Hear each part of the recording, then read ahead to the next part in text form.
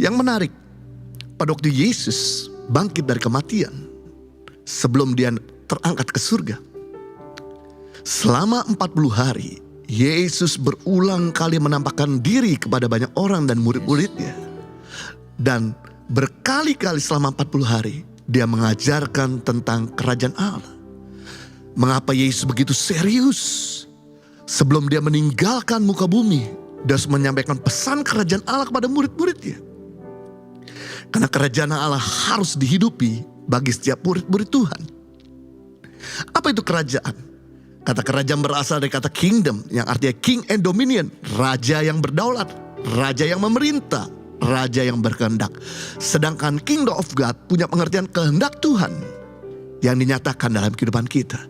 Kehendak Tuhan yang diaktifkan, kehendak Tuhan yang diperluas dalam kehidupan kita. Sebab kita tahu bahwa tidak ada kehendak yang lebih baik selain daripada kehendak Tuhan terjadi dalam kehidupan kita. Apa yang terjadi jika Tuhan yang besar, Tuhan yang dahsyat dan maha hebat memerintah dalam hidup ini? Yang pasti hidup ini aman, hidup ini punya masa depan yang jelas.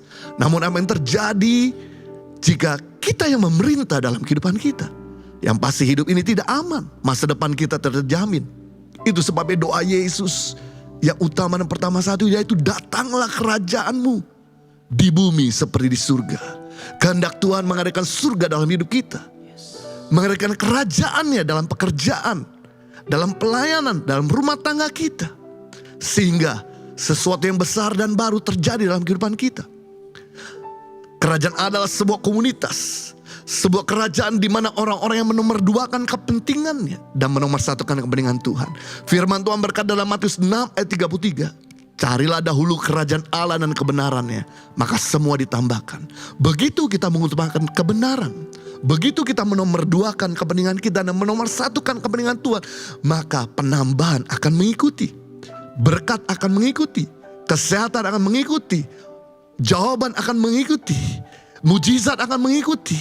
Jangan pernah kejar berkat, karena berkat itu diibaratkan punya 4 kaki, sedangkan manusia punya 2 kaki. Kalau kita mengejar yang punya 4 kaki, kita akan lelah, kita akan exhausted, kita akan capek.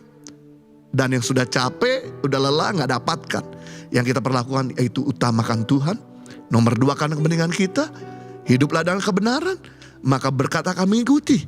Ketika berkat akan mengikuti, maka mau kita berada di tempat terkecil, sekalipun kita ada tempat tersembunyi, berkat akan dapatkan kita.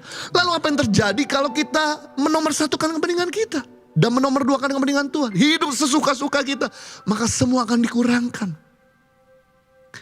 Itu sebabnya bagi saudara yang saat ini sedang ingin mendapatkan jawaban doa, ingin mendapatkan mujizat Tuhan, ingin mendapatkan pertolongan Tuhan, yang kita perlu lakukan hari ini, kita sangkal kehendak kita, utamakan kehendak Tuhan, hiduplah dalam kebenaran, generouslah sama orang, ampuni musuh-musuh, maka kerajaan akan datang dalam kehidupan kita. Kerajaan Allah terdiri 2, yaitu kerajaan besar dan kerajaan kekal. Kalau engkau ingin dipercayakan perkara besar dan perkara kekal, hiduplah dalam kehendak Tuhan.